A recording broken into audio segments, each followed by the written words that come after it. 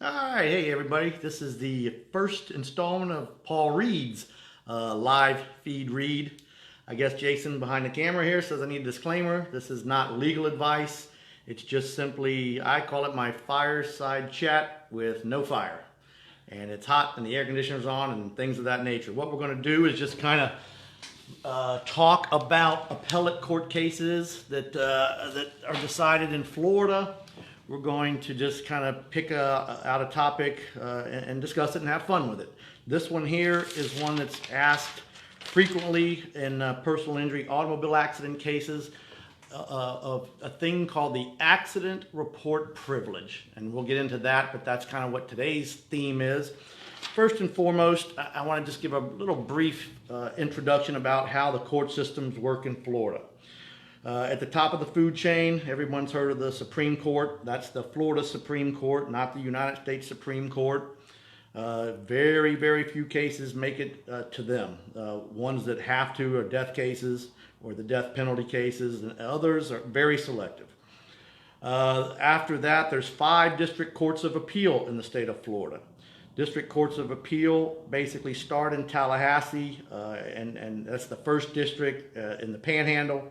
The second district, which is where we're at, is, I call it the West Coast of Florida. Third district, because Miami and Broward and Dade County are so populated, they have their own district court.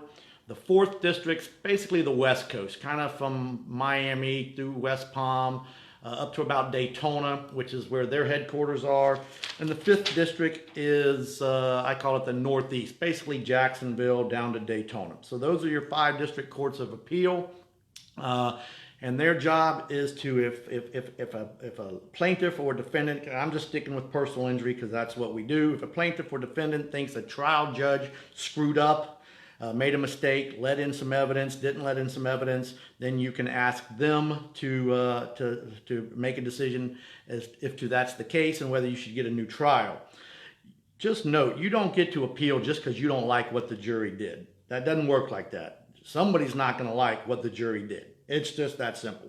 You can appeal, and we'll get into this, and I got a case we're going to talk about here in a bit. You can appeal if you think the judge basically did something or allowed something to go on that he should not have, or allowed some evidence that he should not have allowed in, which is the case that we're going to talk about. All right, what's this accident report privilege? All right, so Florida statute 316066 is the statute, and what it says is this. Of course, there are tens of thousands of automobile accidents every year, if not hundreds of thousands. The insurance companies rely on police officers to go to the scene and try to figure out who was at fault so they can make determinations on property damage and bodily injury claims and things of that nature. And so what the legislature did way back when is say, look, pursuant to a driver's Fifth Amendment right against self-incrimination, they really don't have to tell an officer that they were in the wrong. They ran a red light, they were speeding, they didn't see the stop sign, you name it. But that doesn't help insurance companies and others figure out who to pay, who not to pay. So what the legislature did was say, okay, we're going to compel you to tell the officer your side of the story at the accident scene. But because we're compelling you to do so, and you're giving up your right, your Fifth Amendment right under the U.S. Constitution against self-incrimination, what you say to that police officer cannot be used against you in any trial, criminal or civil. All right, and you'll find out how that works in this case, but that's pretty important because people will say, well, he told the police officer that he was playing with his radio. He told the police officer, or she told the police officer they turned around because the kids were crying, or the dog was jumping on them. Well, you would like to be able to tell, and now later they're going into court in the trial and say, I wasn't doing anything wrong. You can't go in and say, well, wait a minute, you told the police officer that A, B, C, or D. You just can't do it. You'd like to, of course, and like you'll see in this case we're going to talk about, very, very important. Few exceptions, but not many. All right, so basically, in recap, the accident report privilege prevents the use of statements made by individuals involved in the crash to the investigating officer. here's a little thing you should know. Let's say Jason and I are in a crash. Before the cops get there, we're chatting, which happens sometimes. And Jason tells me, "Yeah, man, I'm sorry. You know, I was trying to get my iPod to plug into the stereo so I could play. You know, Jason, he likes heavy metal, and he tells me that, and he goes, I didn't see him. Well, I can use that statement in a trial because that's outside the presence of the police officer. So if you're involved in a crash, I know you may be a little angry at the person that hit you, but if you can get them to be a little chatty Cathy and say, hey, I did A, B, and C, that may help you down the road if they flip the script and now try to say something different. All right. So that's the accident report privilege. All right. Talked about the Fifth Amendment a little bit. Okay. We talked about the fact that statements outside the presence of the police officer can be used. And also, just so you know, the accident report privilege involves people that were either drivers or passengers or occupants. It doesn't apply to witnesses. So don't think, you know, if you're a witness, you can say one thing today and another tomorrow, because they can definitely impeach you or state, you know, whatever you said to the officer. All right, so now let's just turn to this case, and you might need a pencil and paper because it's a little convoluted, but there was a plaintiff in a automobile versus motorcycle crash defendant. So plaintiff is Regal. He was on a motorcycle. This was in 2007. Actually, believe it or not, get this. So the case that we're going to talk about, the crash happened in 2006 at about 11:30 at night. The appeal ended in 2017. So when people say, why does it take so long? I'm not a math major, but I think that is 11 years after the crash before this appeal was decided. That's crazy, but hey, welcome to my world. So I want to point that out because it's the lawyers, they weren't dragging their butts. I don't know what happened, from 2006 to 2017, but I know there was a trial. I know somebody lost, and I know somebody appealed, and it took a while before the 4th District, which is that one in West Palm Beach, made this decision. So what happens? Okay, so Regal is a motorcyclist. Way I can describe it, it sounds like it was a crotch rocket. And he was with another motorcyclist, and they're driving down the road, and they come up to Stewart, the defendant, driving his Camaro. So they're at a stoplight, and what happens? Motorcyclists, run, run, run, rev it up.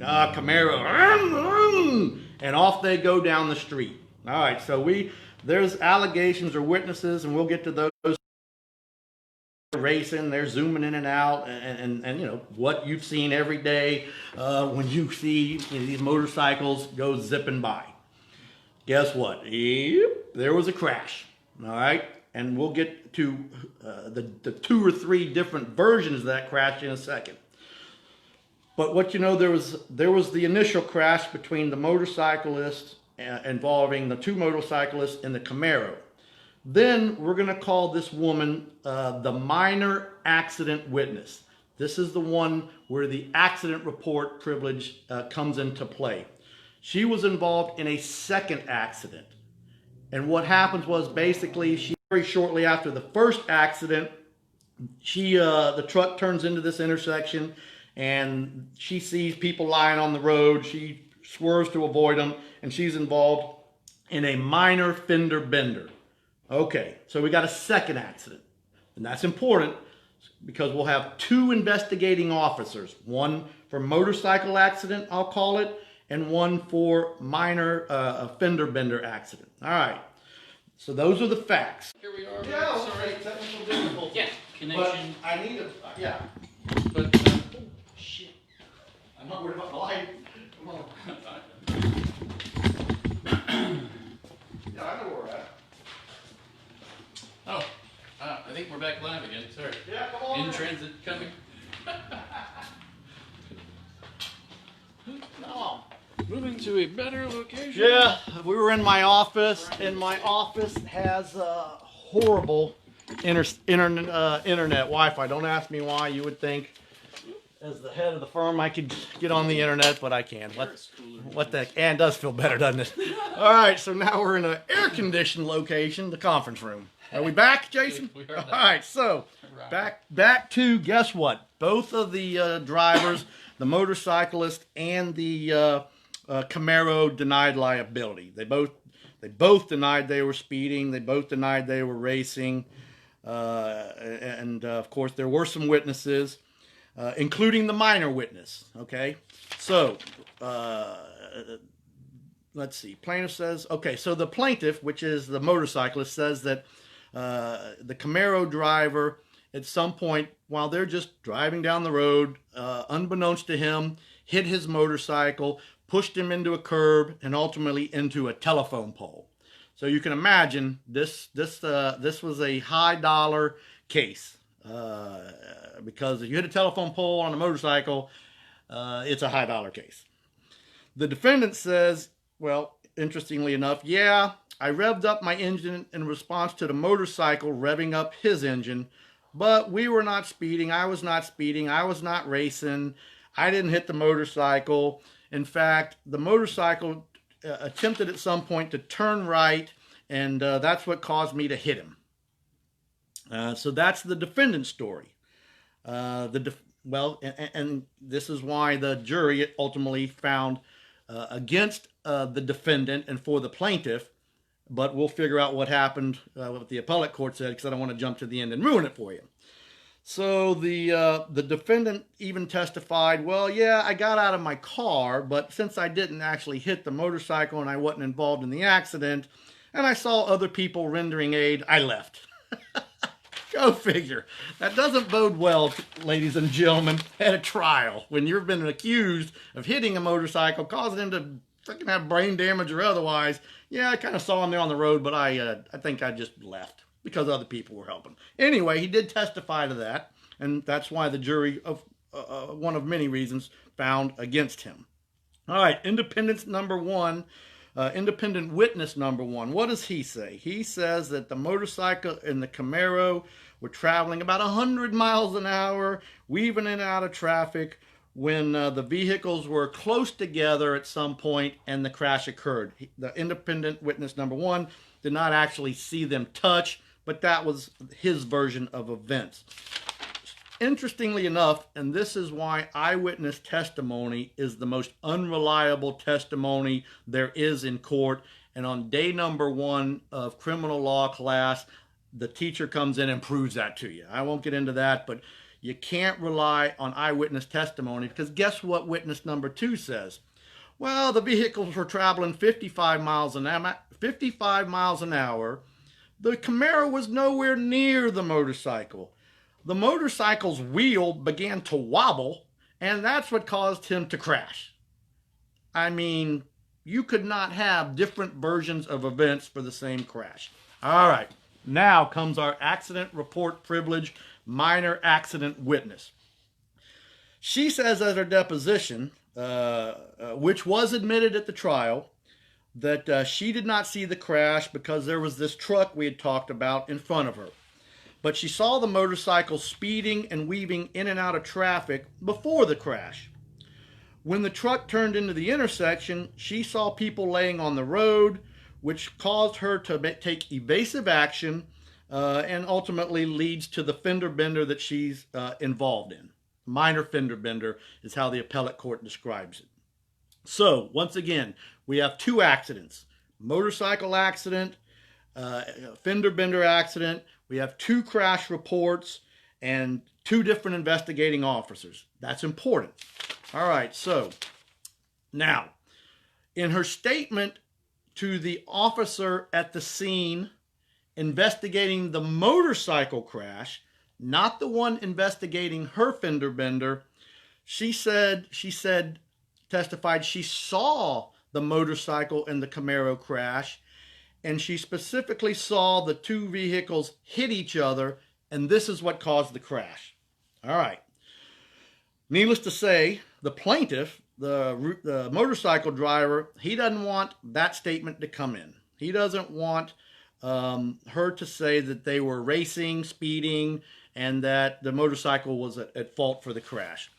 So the plaintiff's lawyer files what's called a motion in limine. And what that is simply, judge, we don't want certain evidence to come in. And the judge gets to decide, after everybody argues for and against it, whether or not to let the evidence in, which in this case was the minor accident witness's testimony about how the crash occurred, which was not good for the motorcyclist. The defense attorney says, well, wait a minute. The statement was given to the police officer during the accident that we're here for, therefore it's privileged under the accident report privilege. All right, so the judge says, okay, well, yeah, that would be true. So the judge determines that the fender bender and the motorcycle crash were not separate accidents. See, for him to determine that the accident report privilege applied, the witness would have had to have been involved in the motorcycle crash. So he determines that they were, the collisions were so closely connected, and it was a continuing chain of events that this was one accident. And therefore, the statement she gave to the officer investigating the motorcycle crash, not her crash, which was a different officer, the statement she gave to the motorcycle officer were privileged and could not come in. The trial goes on. Guess who loses? The defendant, based on some contradictory witnesses statement, but more importantly on this minor fender benders witnesses case. And there were some other issues, but for our talk today, that's what we focused on. So who's right? Drum roll, please, Jason. The appellate court. We find the conclusions drawn by the by the trial court, the circuit court, to be erroneous. Ooh. Yeah. Here's what the appellate court says. While it is true that the accidents were in some fashion related, the accidents were separate, meaning we have two different accidents. The minor accident vehicle did not collide. They find some of the facts that they talked about. The minor accident vehicle did not collide with the motorcyclist or the Camaro. She didn't hit any of the debris in the roadway. And so basically, her accident was unrelated to the motorcycle accident, i.e., two separate accidents. The statements that they go on to say that the statement she had made to the officer investigating her fender bender were privileged and could not be used at any trial or any criminal proceedings against her. However, the statements she made to the officer investigating the motorcycle crash were admissible because she was simply a witness to that accident, not a participant. Plot twist. Wow, yeah. And so guess what? In 2017, new trial. The case continues. Wow. So the 2006 motor vehicle accident in 2017 was sent back to the circuit court to do it all over again. What? That's welcome to my world. Jeez. And so that's... Okay, so let me understand. Go Like ahead, that please. Started in 2006. That was the crash. We got this judgment in 2017? No, we don't know when it. They go to... you just said. They go to a trial. And then they're like, now you got to start all over. Well, they go to trial. We don't know when that was. And then the defendant lost. Okay. So then they appealed. And I don't know if it was 1 year, 2 years, Right. 3 years. At some point, But yes. we have a decision now. In 2017. And the decision is start over. Yes. Oh, my word. Do it all over again. Now, mind you, how much money that is. You've got the experts you have to bring insane. back, the doctors, the accident On an reconstructionists. 11-year-old cold scene. Yeah. Cold I will. testimony. They don't give you all the facts. I will tell you this: the fact that somebody hit a telephone pole, there's probably a severe brain injury, multiple surgeries and so forth. But it's still, no one wants to spend hundreds of thousands of dollars on one automobile accident case. I can tell you that much. Wow. So that's the accident report privilege. That's the case of Regal versus Stewart down there in the West Palm Beach area. And so that's kind of what we're going to do. I don't know if that was 15 minutes, 20 minutes long. So the takeaway on this one is the accident report privilege does not apply to witnesses. Correct. But does apply to the people involved in the accident. Well, again, this is what's important. It applies to statements made to the investigating officer. So if you and I are in my car and we get involved in a wreck with someone else, and you and I go and chat with them, and I walk away to call my insurance company, and you're talking to that person, and you say, man, what the heck happened? Didn't you see us? And they say, nah, I thought it was a green light, and for whatever, and when I looked up, I saw that it was red, but it was too late, and I'm sorry. You could go in and tell the jury what that individual told you, because that's not a Fifth Amendment violation. Right. Fifth Amendment violation is being compelled to give up your right against self-incrimination, and that's to an authoritative figure, the cops. So, other question would be, if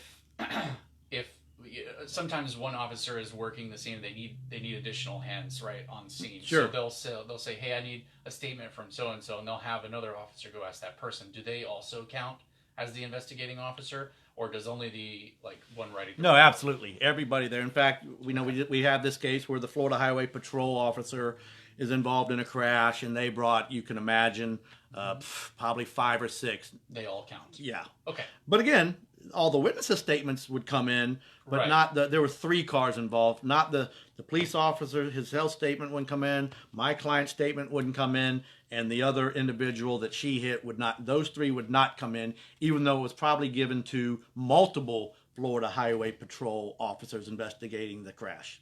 Okay, cool. That makes sense. Okay. I think these are good.